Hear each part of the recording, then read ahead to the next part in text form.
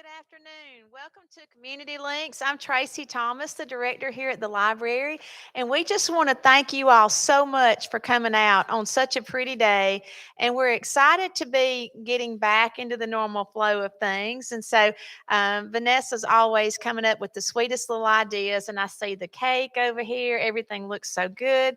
So I just have to say thank you so much to all the people at Coosa Valley Medical Center and Hickory Street Cafe for always making these events so nice. You can tell that they always put extra effort into making everybody feel welcome. So thank y'all so much, Vanessa, for what you do. Thank you so much for coming out today. The library loves being a partner with the Coosa Valley Medical Center. If we listed our partners, they would be the first one we would put on our page every time because they always are so good to come here and let us help them with their events. So today y'all got something really special. I won't introduce her because that's not my job, but I think you're going to really enjoy the speaker that we have today. Vanessa, thank y'all for all you do, and I'm going to turn it over to Vanessa Green. Well, hello. I don't know if I have hugged all of you guys, but I want to, okay? I didn't know if we were ever going to see each other again. How about you? I didn't know how much I love community links until I wasn't here. How about you? But we are glad to be back. This is our first community links. We kind of followed Brown Bag. We followed what the library did, and we're so glad to be back and kind of stepping back out into our event. So hopefully you'll see us back in the community more and more. And I don't know, when you lose something, don't you learn how to appreciate it even more? And I think over the time, I think maybe that is one thing we all walked away with. And friendship and fellowship is good for the soul, isn't it? It is so good, and it's such an important piece of who we are. And so today, I'm just so glad to be here. I'm glad to be spending time with you. I hope you enjoyed your little Easter dessert bar over there. And we're just happy to be back. And when we come back, we're bringing a new doctor. So I want to say during that time, we wasn't just sleeping over there at Coosa Valley Medical Center. We were still trying to think of how we could bring more, better, greater health care into this community. And our community is not just Sylacauga, but it's Chilsburg and Fayetteville and Coosa County and Clay County. Actually, a community is anybody that will come and be a part and let us be a part of their healthcare journey. So, with that said, Dr. Ragsdale, Hilary Ragsdale, is going to come and she's going to talk and she's going to tell you a lot about herself. I'm going to let her do that. And guys, some of you's already heard me say this, but she is investing more than just bringing her practice, but she's also living in our community. So I know for some of you guys that means a whole lot to you, and that's important. And she and her family have chosen to be here and to help take care of us. And that is wonderful. So, with that said, I'm going to turn it over to Dr. Hilary Ragsdale, and she's going to talk to us about how to take care of ourselves. We were talking about we've gotten older, right? Since we've been gone. I said, well, I have too. But I have learned, and I always heard this, how important your health is. But when we're young, sometimes we don't think about that, right? But the older we get, we realize that our health is important to us and that journey is important to us. So, how can we best take care of ourselves? Well, let's try to make things not happen, right? Let's try to be on top of it. Let's try to catch it before we get too sick. So, I think that's really where Dr. Ragsdale is going to take us today. So, let's give her and her husband's in the back and her brother a warm welcome to Sylacauga. Thank you. Thank you. Thank you, Vanessa. Can y'all hear me okay? Okay, perfect. All right.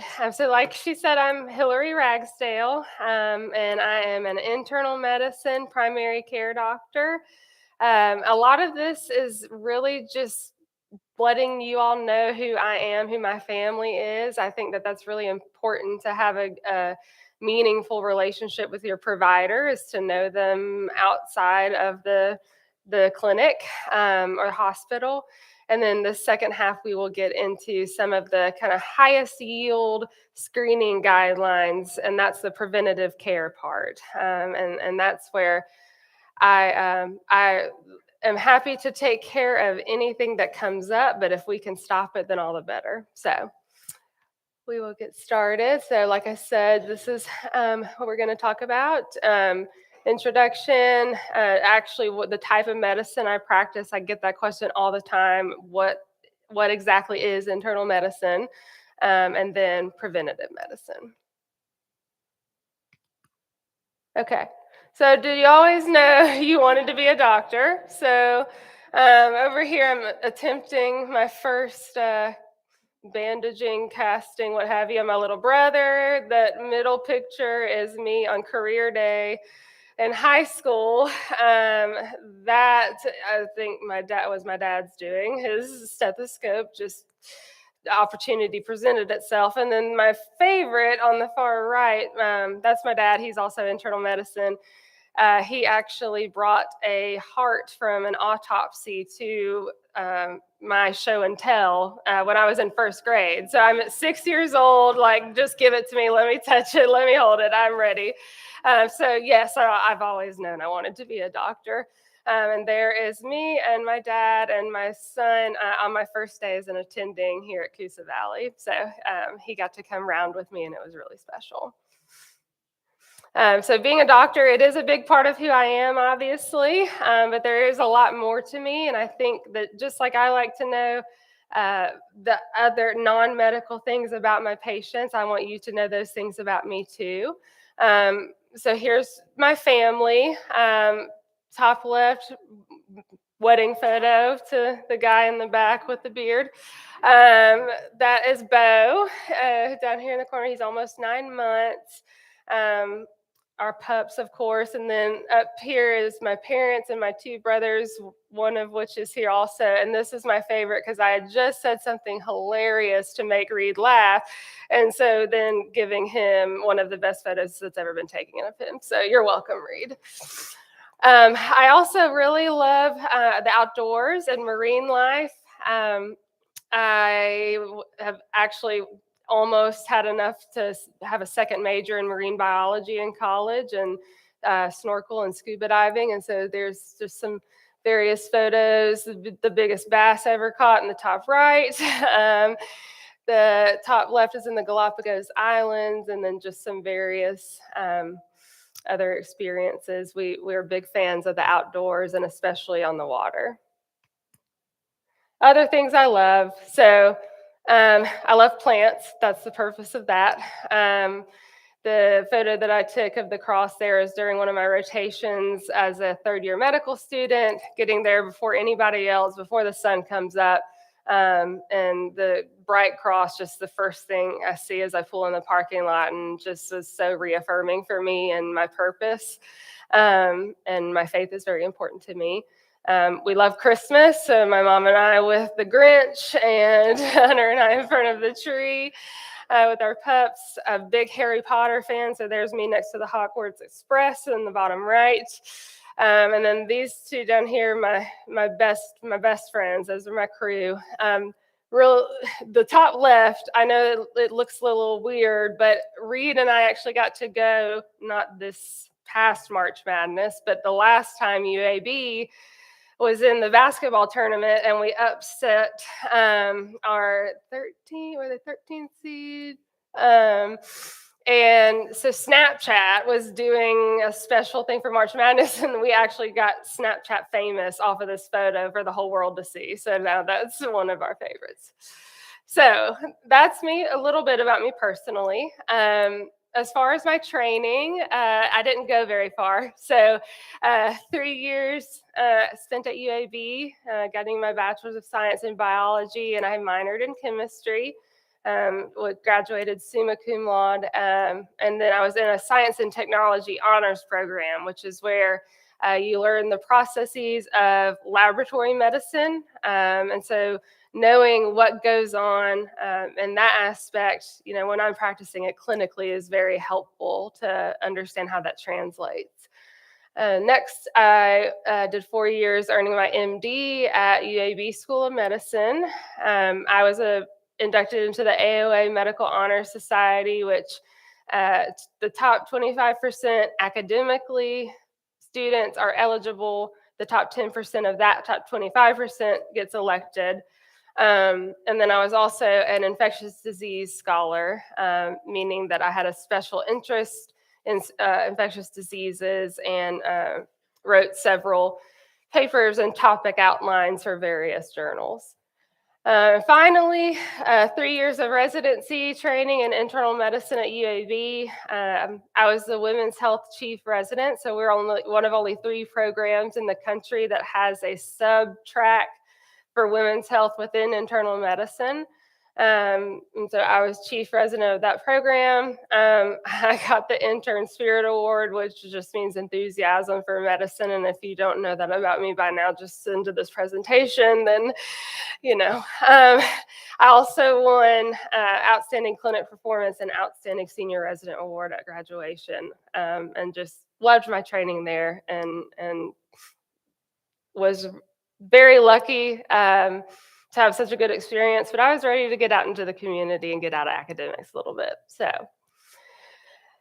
why I chose internal medicine, it's what it is we are trained to manage the entire person comprehensively. We prevent, we diagnose, and we treat a broad spectrum of illnesses, whether that's something acute, meaning short-lived, chronic, meaning you're going to deal with it for a long period of time, whether it's common, whether it's complex. Also, I love, and the reason why I chose to stay general internal medicine is I'm not confined to one organ system. I couldn't pick one that I love the best, so I love them all. And we are specifically trained to solve those puzzling diagnostic dilemmas. And then manage the coexisting conditions as well. So we use the best medical science available, and then we apply it to each individual patient, meaning that I'm really passionate about not having one script for every person, and really taking each person and their uniqueness into my practice and doing it thoughtfully, meaningfully. And to me, that's really what the art of medicine actually is. Sometimes we're referred to as the doctor's doctor. We're often called upon by other physicians to help kind of solve the case. And so if any of you have ever watched any of the medical shows, a lot of them, their surgeons mixed in with the internists are always the ones that are coming in trying to figure out what's going on. So that's us. So there you have a choice. You can subspecialize, so that's your rheumatologist, your cardiologist, your GI doctors. All of them had to start with internal medicine. And then you have general internal medicine, or GIM, is what you'll hear it referred to as. And so essentially upon completion of training, we go straight into practice as experts in diagnosis, treating a chronic illness, and in health promotion and disease prevention. And again, not limited to one organ system.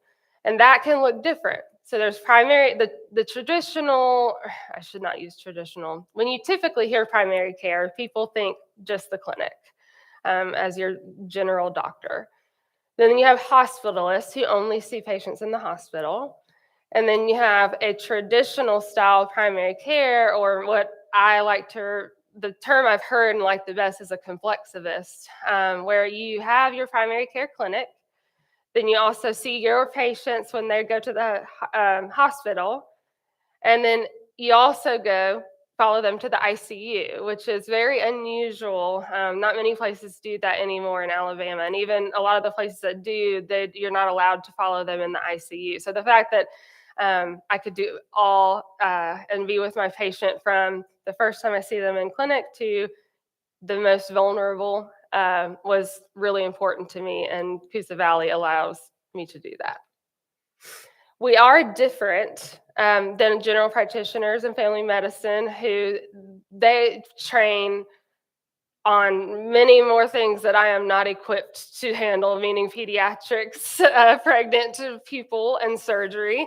Thank goodness for my family medicine colleagues, because I can't tell you how many times I've said, I've got a call on a 2-year-old. What do I do? Because that's not me. So I am specifically adults. How we landed here. So like I said, this is one of the only places that really allows that true complexivist traditional style care. And then Hunter and I knew that once we started our family, we wanted to find a community to grow in that was tighter knit, get out of the metro area a little bit, and then was still kind of showing some promising growth, knowing that we were going to have children. Bonus points if it was near the water, because we both like to fish, obviously. So after we spent a little bit more time in the area, the vision we had for our family became very clear, and we're committed to living, working, and growing here. So we live here, are kind of working on making a house our own right now here in Sylacauga, and Bo will grow up here and plan to be here for the long haul. Okay, so preventing illness is a big part of my job as a primary care provider. So how do we know when and how to do it? And I know sometimes I can feel sort of random, like, why am I all of a sudden, my doctor's telling me it's time to do this, it's time to do that. Like, how do we know when to do this? And the answer is that there is an entire task force that is made of volunteer panels of experts. And then they grade their recommendations based on their research and their clinical experience. So grade A recommendations is they know with a high certainty that the benefit of a certain screening is substantial. B is they recommend it because there's a high certainty that the net benefits is moderate, or there's moderate certainty that it's substantial. C is essentially says talk to your patient and figure it out, and D says we recommend against it. And there's a little helpful app down here I put in the corner. It's just USPSTF Prevention Task Force app, and you can actually put in your age and your characteristics, and it'll tell you what screenings you should be doing. So I'm going to run through a few of the A and B, so the high certainty and moderate certainty recommendations for all patients. The first one is one a lot of people don't know about. So an abdominal aortic aneurysm, which is where the big blood vessel that runs from your heart to the rest of your body, as it runs through your stomach, it can dilate over time for various reasons. And men age 65 to 75 who have ever smoked, ever, there's no amount. You need a one-time screening with an ultrasound. So this is very underdone. Colorectal cancer screening, I think that we all probably heard a lot about that one. I put a star here because this is sort of changing actively, and there's different ways to do it. But how I have it here is they recently changed that for grade B, meaning with moderate certainty, they're thinking we should probably start earlier at 45. And high certainty, we should do it from 50 to 75. Now, there's multiple options, like I said, but most definitive is the full colonoscopy. And then if that's normal, it's only every 10 years. So that's how I convince my patients. Even if it's abnormal, it's still a little bit of time in between typically. Hepatitis C and HIV, every adult is recommended with high certainty. Between 1879 for hepatitis C and 15 to 65 or a one-time blood test. You would be amazed the people that haven't ever been tested, and usually negative, but it's recommended as part of primary care. Lung cancer is a big one. So adults aged 50 to 80 years old who have a 20-pack year history, which means that if you multiply the packs per day over the years that you've smoked, if it's 20 or higher, and they currently smoke or have quit in 15 years, that's a CAT scan every year. The diabetes screening, every adult, asymptomatic adults age 35 to 70 who either have an overweight or obese BMI, And that's just a blood test called an A1C. And then cholesterol, we're looking at that to prevent cardiovascular disease. All adults aged 40 to 75 should get that checked, and that's also a blood test. Women's specifically, A and B recommendations. So the breast cancer screening is another big one. Women aged 50 to 74. This is the USPSTF. Different societies will kind of have different guidelines, but the official recommendation is 50 to 74, and it's every 2 years. The American Cancer Society has those that you can see below. So the option to start at 40 and then moving from 45 to 54 every year, and then 55 and older, you can switch to every other year. I found that really going either way, I haven't seen too big of a difference. It's really just a discussion with the patient. Cervical cancer screening. This is also new and exciting. So for those of you that have had this done, you know that it's not the most fun, most comfortable thing you ever have to do. And so ages 21 to 29, if you just look at the cells, you only have to do it every 3 years if it's normal. 30 to 65, you can just look at the cells every 3 years, or if you test for HPV with it every 5 years. So there's no more yearly exams for this. And you can stop at 65 if you've had adequate screening. And that assumes you have normal results up to this point.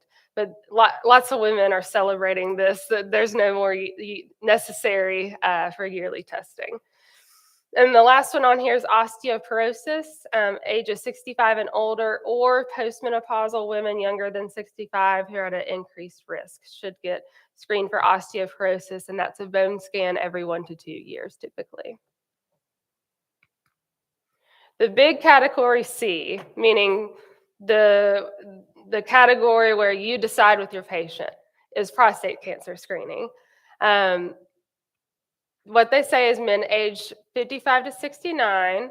And the reason it's grade C is that it usually offers a small potential benefit of reducing the chance of death from prostate cancer in some men, but many men will experience lots of harms from the screening, including false positive results, complications from biopsies, etc. And so you should really base the decision to do this on patient preference, discussion, family history, risk factors, that sort of thing. So that's the big sort of one category C that's in the spotlight right now. So the point is I want to see you before you develop chronic illness. And help you live your longest, your healthiest, your most joyful life without ever having to treat them because we pursued the proper screening. And even if we do need to treat them, we catch them early. And even if we don't achieve that goal, I'll still be here to work with you, and we'll take care of all of it, like I said, either acute, short-lived, or long-lived ailments, and get you back to the healthiest version of yourself. And millennials and younger, so spread the word. This means you too. So there's a big, movement right now that urgent care is primary care. And urgent care is absolutely wonderful and necessary and essential to avoid overwhelming the medical system. But I encourage everybody to have a primary care physician because urgent care does not replace primary care. When you get to know your provider before you get sick, then the care you get when you're sick is that more personable. And then here's just a few of my areas of special interest. So mental health care is very important to me. So anxiety, depression, I treat that frequently and enjoy treating it. I am a women's health expert, but I don't see only women. One of my patients came in and he said, I feel kind of weird because I think you're a lady doctor, right? And I said, no, I see men too. It's just that I do the women's health. Medically supervised weight loss is another one, and infectious diseases. So something to remember, the absence of symptoms is not always equal to the absence of illness. When you do become sick and you're at your most vulnerable, having a primary care doctor who's gotten to know you over a period of time can lead to earlier detection of chronic illness and a more accurate and timely diagnosis and treatment. Everybody should have a PCP, and I would be honored and would love to be yours. That's why I'm here. So there is my information, and I think Vanessa and Lindsay also have it like plastered everywhere as well. But I am in the professional office building over by the hospital on the 3rd floor, Suite 300, and I would be delighted to see you. And I think that is it. Yep. All right. Hey guys, do you have questions? We've always. Okay. Here we go. Can they measure your IQ? She seems pretty passionate about it, doesn't she? But that's what we want, right? We want a physician that wants to take care of us. I mean, we all want that. What other questions do you guys have? Okay. Yes, ma'am. So how it works is I'm in the clinic during the day, and if I have either admitted any of my own patients myself or they've come through the ER, I will round on them. I also take calls, so even if one of my patients gets admitted while I'm not necessarily on call, I still see them the following day or if I'm on the weekend. And then occasionally we take call for patients who don't have primary care providers in the community every so often, and I do that too. So, yes, ma'am. What other questions do you have today? Anybody? That's some great information, isn't it? It is. It's something you remember what I said when we started. We need to try to take care of ourselves before we get sick, right? That our health is so important to us. And until we start seeing things that are not as healthy on us, then we don't realize that. So let's just take the challenge today to get connected to a primary care. As we said, Dr. Ragsdale is open. We've got magnets right here. You can find her, you can call her. She would be happy to take care of you. She'll be happy to sit and listen. And, at this point, we may have several things that we want to talk to her about. And she'll be available a few minutes afterwards. If you want to ask her some questions privately, we can do that. We are glad to be back. We'll be back again next month. So, we're a little bit, we're missing some of our friends. And I know over the past 2.5, 3 years, we've got people that are no longer with us or maybe are not able to get out. So I need you to help grow our community links back. So what I need for you to do is go out and talk to people, share the word, talk about the good dessert, the great speaker, all those things. And then, of course, we'll need to take a break for the summer so our children can come into our library. But we will be back next month. And a good time to gather and talk and learn and try to make sure our health journey is as great as it can be. So with that, I know you're wondering if we forgot the door prizes. Well, we didn't. So I'm going to let these girls come and take care of door prizes. And guess what it is? Hickory Street Cafe gift cards. So if you don't have a place to eat Easter lunch, guess where you're going? So here, I'm going to let you guys handle it.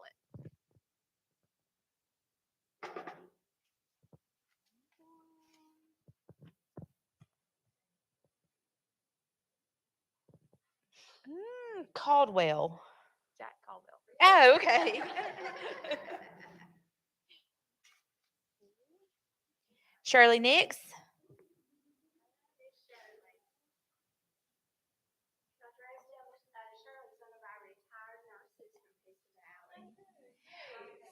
Frances Horton. Frances. Betty Mazzell. There she is.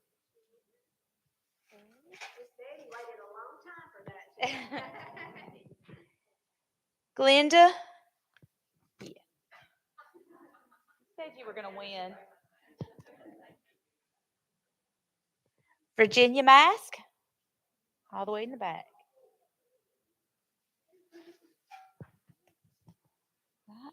Mabel. Mabel.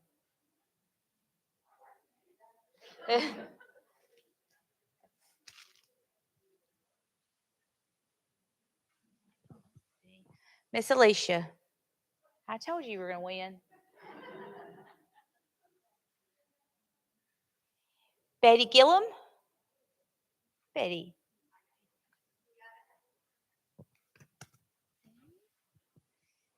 Mabel, were you in here twice? Let's see. Mildred Morgan. Right here.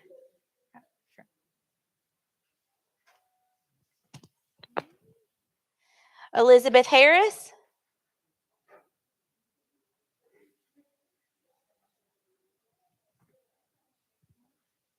Howard Gillum.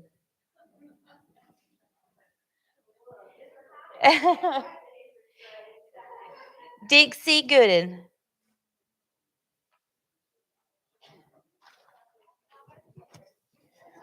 Got two more.